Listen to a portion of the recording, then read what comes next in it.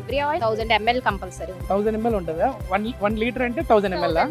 Okay, ఒకసారి చూద్దాము. అంటే మనం ఇప్పటికే దీనిపైన చాలా వరకు ఒక అవేర్నెస్ ప్రోగ్రామ్ కూడా చేసాము. 1 లీటర్కి వచ్చేసేసి 910 నుంచి 920 గ్రాములు అయితే వస్తాయి. అంటే 1 లీటర్ ఉందా లేదా అనేది అయితే ఒకసారి చెక్ చేద్దాం. ఎంత ఉందండి ఇక్కడ? 778, 780 అటు ఇటుగా వస్తూ ఉంది. అంటే ఈ బయట ఉన్న ఎన్విరాన్మెంట్ బట్టి ఒక 10 అటు ఇటుగా చేంజ్ అవుతూ ఉంటుంది. మీరు ఎంత ఉంటుంది అనుకున్నారు? ఇది 1000 గ్రామ్స్ 1000 గ్రామ్స్ ఉంటుంది అనుకున్నారు, కానీ 1000 ఎవరు ఇవ్వరు. 910. మామూలుగా వాటర్కి అయితే 1000, మీరు అన్నది కరెక్టే.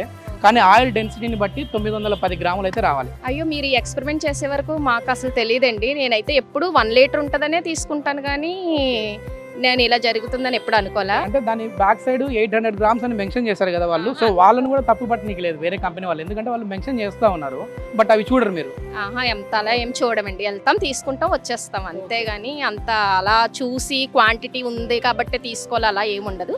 ఇంకెప్పుడు అదే వాడతాం, అందుకే అదే తెచ్చేసుకుంటాం అంతే. మరి ఇప్పటి నుంచి చూసుకుంటారా? కంపల్సరీ చూసుకుంటామండి ఈసారి నుంచి.